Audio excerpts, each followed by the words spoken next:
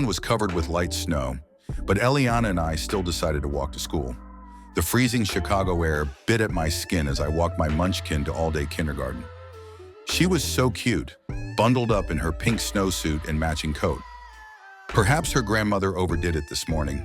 She waddled beside me holding my hand, her backpack bouncing on her back as she hummed her favorite tune underneath all her layers. I love these quiet moments with her, the calm before the chaos of the day. I'd learned to appreciate them more and more since Nina passed. The world around me had gotten louder, but Eliana's presence had a calming effect. After dropping her off at the school gate with a quick kiss on her cheek, I made my way to the bookstore. The familiar chime of the door greeted me as I stepped inside, the scent of coffee and old books immediately enveloping me. It was always comforting, the steady hum of the store grounding me in a way nothing else could. I pulled out my phone to check the time, my fingers swiping through messages. One caught my attention. Juana. Hey, I've got an event tonight, so I won't be able to make it. Maybe another time? I let out a sigh, my evening plans falling through. Juana was beautiful, but we were both in it for the casual fun, no strings attached. I knew exactly how this would go. I put the phone down and thought about my next move.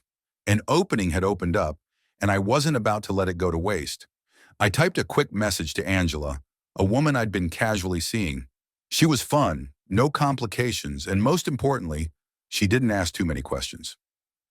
Ethan, hey, how about an early dinner tonight around 5:30 p.m.? There's a new spot on Roosevelt that's getting good reviews. Want to join me? Seconds later, my phone buzzed. Angela, I'm in. See you then. Great. I didn't have to call to cancel my reservation. I smiled and sent a quick reply confirming the plans. Dinner, drinks, and hopefully some more time to get to know her. The night was shaping up nicely. The lunch rush hit quickly. The door chimed every few minutes as regulars and newcomers alike stopped in for their afternoon pick-me-ups. I was in the middle of stocking a few shelves when I saw a familiar figure walking toward me. Here for your chai? I smiled as Ava's friend approached me. No, something much stronger, Hannah responded with a wink. Coffee black. Ava and I are going to an event tonight, and I need all the energy I can get. I nodded and shot her a half smile. So where's Ava?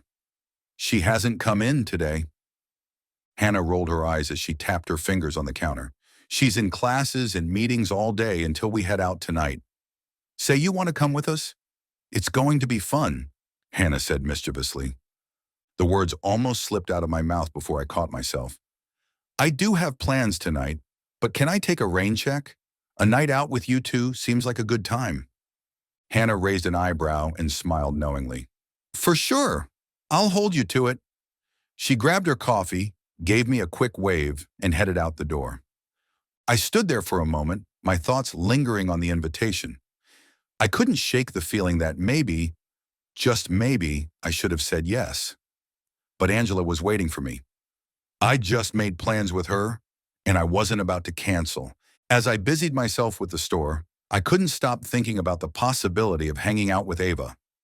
Her magnetic presence was impossible to ignore, but I dismissed the thought quickly. She was just a friend. We barely even knew each other outside of the bookstore. I walked into the restaurant a little after 5:30 p.m., the buzz of conversation filling the space. My eyes scanned the room until I spotted Angela sitting in a booth, looking as stunning as ever. That girl was always punctual, I'll give her that. She wore a form-fitting black dress that accentuated her curves, paired with stiletto booties that showed off her legs for days. Her hair was down, wavy, and long. I couldn't help but smile when I saw her. She looked up and gave me a bright smile. Hey there, she said, her voice warm. Hey, I replied, kissing her on the cheek before slipping into the booth across from her. You look beautiful. She leaned in slightly, a teasing grin on her face. Thanks. You're not so bad yourself. I felt a spark of attraction as I looked at her. She was confident, carefree, everything I needed for the night. The waiter came over and took our drink orders, a glass of Pinot Grigio for Angela and a rum and coke for me. We also ordered water and some salmon crostinis to start. After the waiter left, we settled into our cozy dinner date, talking about work, life, and anything that came to mind. Now, during our entrees, I looked up to see two beautiful women walk into the restaurant and go sit at the bar. One was petite and looked vaguely familiar. I squinted at her, trying to place where I had seen her before. Then it hit me. It was Ava and Hannah. She looked different, hotter than I had ever seen her. Her usual artsy bookworm style was gone, replaced by a sleek, confident look that left me momentarily speechless. My thoughts ran wild, but Angela's voice snapped me back to reality. "Are you okay?" she asked, an odd expression crossing her face. I cleared my throat and shook my head. "Yeah, I'm fine. I just had a thought about something at work." Angela raised an eyebrow. "Am I that boring of a date that you're thinking of work?" "Absolutely not." "My apologies," I said quickly, trying to recover. "Let me give all of my attention to this beauty in front of me." She smiled, clearly pleased with my response, and we continued our conversation. But my mind kept drifting back to Ava. What was she doing here? Did she see me? What are the odds she would be at the same restaurant as me? But it didn't matter. I was here with Angela, and Ava was just a friend.